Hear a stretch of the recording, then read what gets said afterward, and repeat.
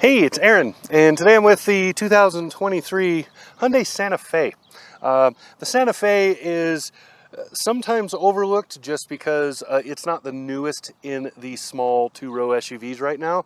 This design, this generation came out in 2019, and then there was a design refresh, I believe it was last year, and you see much better grille, much better look overall. They did a really good job on that refresh, keeping it current.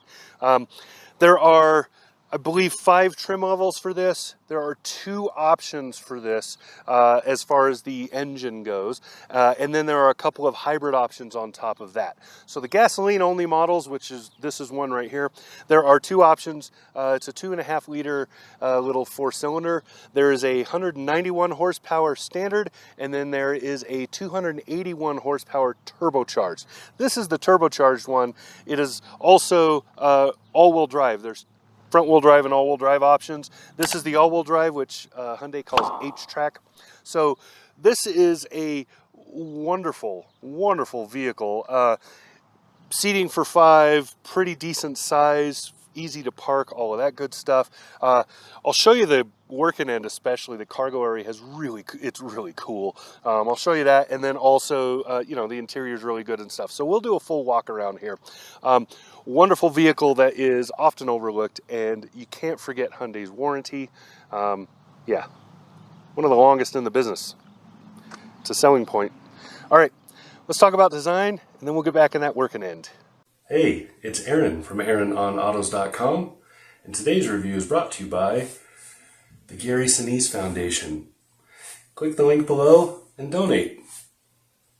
So on the design front, this isn't nearly as funky as the Tucson, the slightly smaller one of these. And, that's a good thing. This is a more contemporary kind of a everyday vehicle. So you don't really want it to be too much. So you have a pretty plain line here, pretty obvious. Runs right across there. That creates your belt line here. But this is I don't know, multiple lighting shelf. There's a curve to it right here, which creates this bright spot you're probably seeing, and then this flat part right here, and then this hard cut that goes down and in again right there. This creates 3 or 4 levels of lighting happening right here. This cut itself might actually be a different level. So you have 4 levels of lighting here, and then a gentle curve, almost an S, which is pretty standard, to the door here, and then another cut here to create that kind of running board rocker panel thing. It's more of a running board on this one. And then you see the curves around the wheels. So the wheel wells have these extra cuts to make them beefier without adding a bunch of plastic to do that, which is really cool. And then the one back here, this is how automakers like to show off their build quality. They have one that goes right through the middle of the filler. And this filler cover here is, you see, that draws your eye to it, and then you see how clean the lines around it are. That's how manufacturers show little things like that, or how manufacturers show their build quality. It grabs your eye and makes you look at it, and then you go, wow, that's got to be built really well, because in the back of your head you're noticing those details. So you notice the door seams are even, you notice those things. That's how we tell.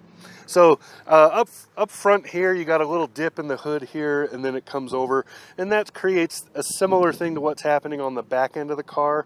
So all the way around, you have a really nice kind of just a contemporary but very well done design.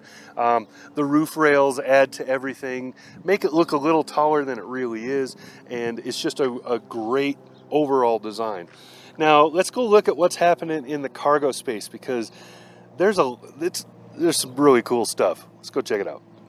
Okay, so back here you can see that it's pretty flat. There's not a whole lot of rake happening right here. This is pretty pronounced, and then it's pretty flat right here. That creates more cargo space. There's a reason that it's designed that way. When we open up the rear, you see this big flat cargo space, and then those seats, I don't know if you can see it pretty well from there or not. Those seats have a very, very steep angle to them. They're leaning back a lot. You can straighten those out. That's an option. You can also, in this particular one, you have electronic controls of that, so you can just push the button and the seat will fold for you to give you that that longer cargo space. Now, back here under this, normally you'd have your spare and stuff. This has an inflation kit instead. I believe a spare tire is an option, but it will delete the next thing I'm going to show you, which is awesome. That next thing is right here. So you have this multi-folding and removable thing right here, cargo cover right here, right? So if you fold it back like that, and then again like that, you have these, I'll show you a picture to get a better view of it, but you have these big separated tubs for storage. You could put watermelon, bread, and milk in there in each individual one, and none of them will roll over the top of the other one. So your bread will still be fluffy, your milk will still be still closed, and your watermelon won't be smashed all over the place because it rolled around on the back here. Really, really cool. I really like that. And then, you know, this cover here, like I said, it's removable, and it's a very easy to operate. You saw me, I just did it one-handed, no issues. So really cool there, really like that. And overall, big cargo space. So for a vehicle this size, this is a huge cargo space. I'm gonna say, just off the top of my head, this is probably more cargo than you get in almost every one of these small two-row SUVs like this. So yeah, and there's D-hook tie downs, and you can get a cover if you want that slides out, all that good stuff. So really well done back here. Let's go look at the insides. Back here in the back seat, you see that lean is way back, right? What I was talking about. It's adjustable. Whoops. So I can put it where I'd like, right? I like maybe right about here. That's pretty much my sweet spot. This is a great back seat. That door opens to almost full 90 degrees, making it easy to get in and out. You can see with this seat set for me at 6'3" and then moved back because I turned the car off, I still have knee room. And headroom is good. I've got another, I'm going to say that's nearly 2 inches, 1.5 inches, 1.75 inches at least. So wonderful sit here, and that's with this panoramic sunroof, so that's a pretty good indicator that there's a lot of headroom here. There's comfortable seating, there's USB-A's down there, there's a household outlet in this particular model. Yeah, it's just a nice setup. Yeah, I really like the back seats. I think they did a great job. I love the contours on the doors for the this one. I believe has the Harman Kardon stereo in it. Yes, it does. And these little plastic contour kind of cool pieces look really cool. Same are on the front ones. And yeah, just a really great setup back here. Up front here for the driver, same thing. Very comfortable. Door opens to almost full 90 degrees. Easy to get in and out, easy to find your comfy spot with this. So the seat's back further than I normally would be driving because it moves back about 1.5 inches or so when you shut the car off to get in and out. Headroom, again, the same as in the back. I've got plenty. I feel really comfortable, and there's just enough bling. I'll show you a couple of pictures here.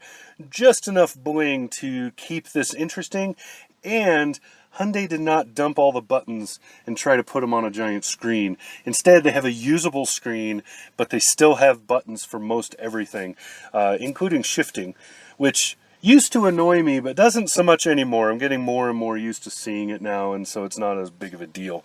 But I love the layout in here. There's a little shelf for the passenger side to throw things on. There's a pass-through shelf under here.